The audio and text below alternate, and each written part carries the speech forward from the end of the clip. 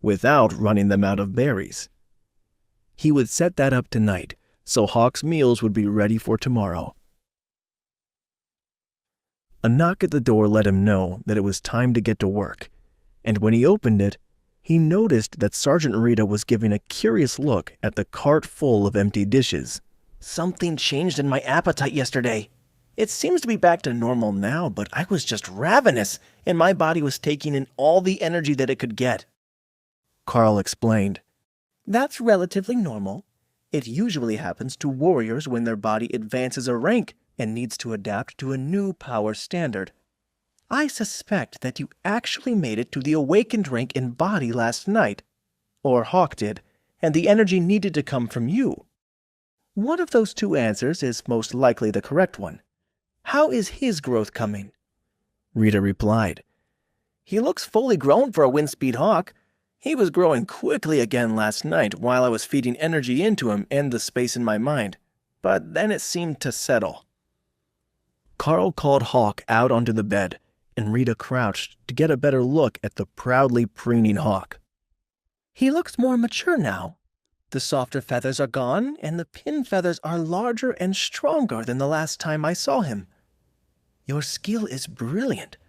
1 week to bring a windspeed hawk to maturity. Even if your ability was just to train combat birds, I can guarantee that the Academy would still rate it as a top-notch success." She looked at Carl and smiled. Carl smiled back at the sergeant. "If it's a great success, that means there will be more resources, right? We're still finishing the ones you gave us, but now that Hawk has reached full maturity, his growth is slowing to a crawl, and it's going to take more than just my efforts to keep him growing at this sort of rate." Sergeant Rita laughed. "If you can keep growing at that rate, what would the rest of the elites call themselves?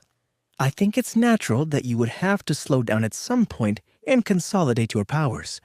But if you can keep feeding Hawk extra energy, he should progress toward the ascended rank from awakening in a relatively short time.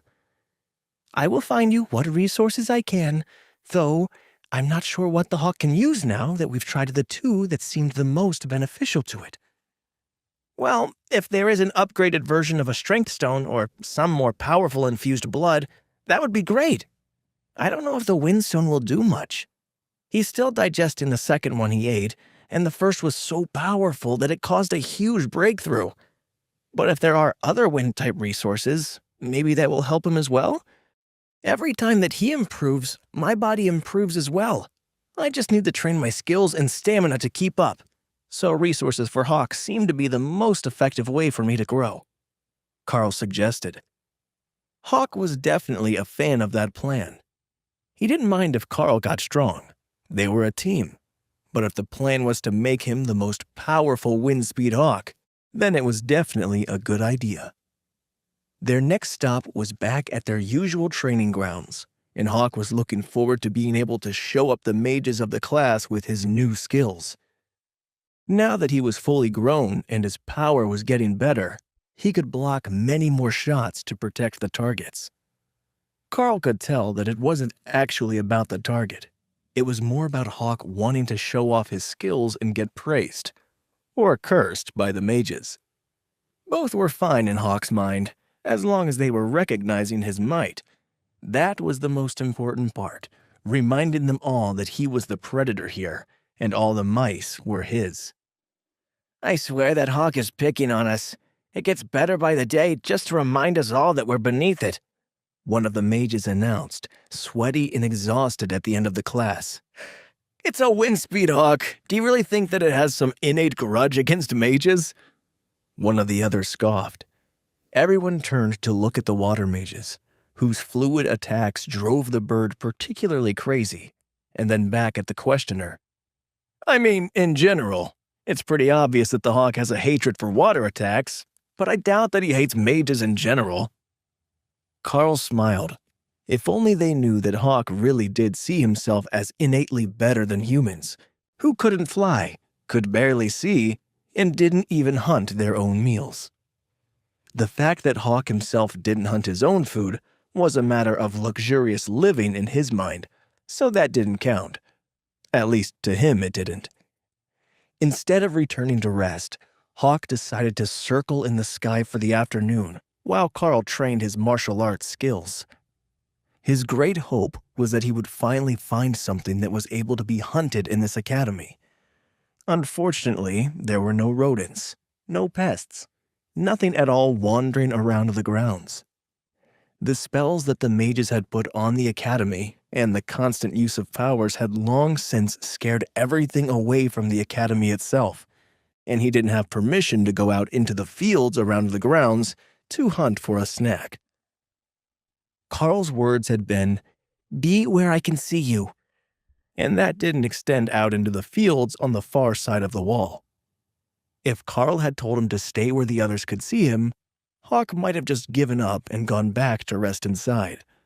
But while the hunting didn't work out as he had hoped, Hawk did find a few good things.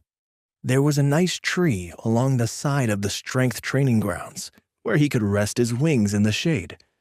There was a carving on one of the buildings that almost looked like him. There was an old lady who kept taking pictures of him. And finally, the truck docks. Once he could figure out how those things worked, he would be in for a treat. Even from up in the sky, he could tell that the buildings behind the docks were just packed full of good stuff. Carl mostly ignored Hawk's adventures, and only occasionally reminded him not to make trouble for anyone or take food from strangers. Not everyone would know that he was Carl's Hawk, so some might try to poison or attack him like he was a wild monster. Sergeant Rita had another book full of information for them to study, this time on monster biology, in hopes that they would stumble across something that might help Hawk continue to grow at an accelerated rate. Every elite wanted to be famous, powerful, or both. That was the whole point of the training regimen here. So, her job as a private instructor was to do what she could to help Carl keep advancing and live up to the potential that the senior staff believed he had when they observed him on the train.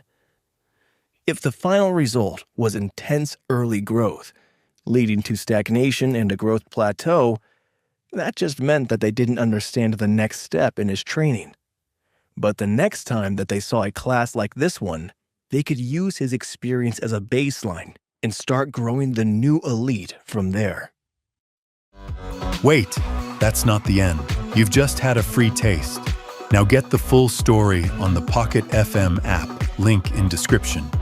Check out our next video and playlist, and don't forget to like, share, and subscribe.